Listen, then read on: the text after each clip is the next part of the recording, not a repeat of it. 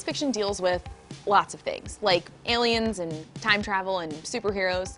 And you may not know this, but soap operas deal with lots of things like aliens and time travel and superheroes. And really interesting hair.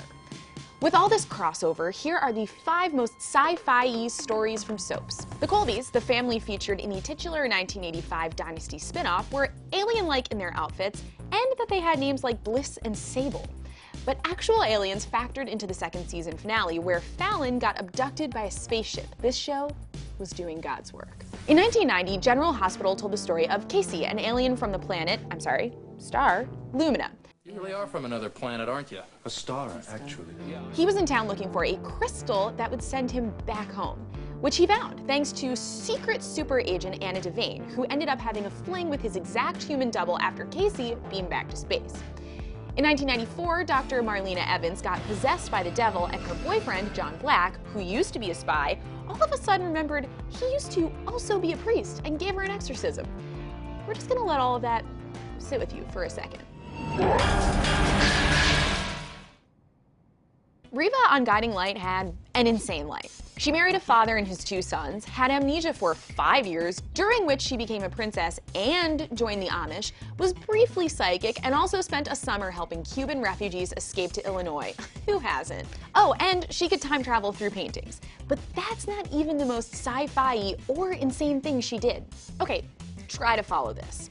After Riva was presumed dead, her grieving boyfriend Josh accidentally cloned her. I'd like you to meet Riva Shane. And gave the clone an aging serum. It's possible to accidentally clone someone, I guess. Then real Riva returned from the desert island she was stranded on and confronted clone Riva, who had a bad wig. Then clone Riva locked real Riva in a pool house sauna thing and left her to die, except she didn't, and they made up after they beat each other up. Clone Riva renamed herself Dolly, yes, after the sheep. Dolly got depressed because Josh would never love her like real Riva, so she OD'd on the aging serum and died. The moral of this story is, don't clone people. Coming up with number 1 for the list was hard. After all, there was that time Luke and Laura saved the world from a weather-controlling machine on General Hospital. Just when I thought I'd found a man of wit and courage to succeed me as ruler of the earth. Or when Delia got kidnapped by an ape on Ryan's Hope. Or Vicky found an underground city in her backyard on One Life to Live. So screw it. We're giving it to an entire show.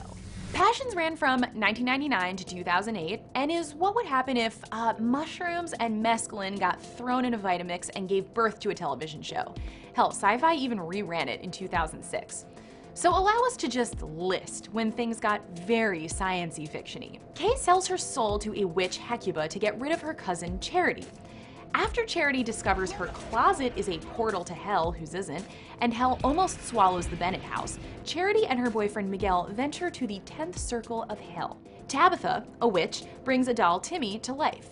He's eventually killed by Charity, who is now a zombie. Kay, who sometimes turns into a panther, becomes a dog and tries to kill her cousin.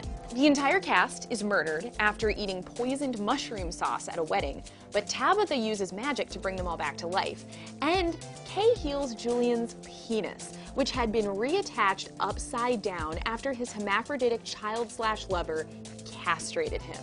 Alistair Crane tried to break up his granddaughter's relationship by implanting a mind-controlling device in her nose. A mermaid named Siren came to town and tried to get Miguel to fall in love with her.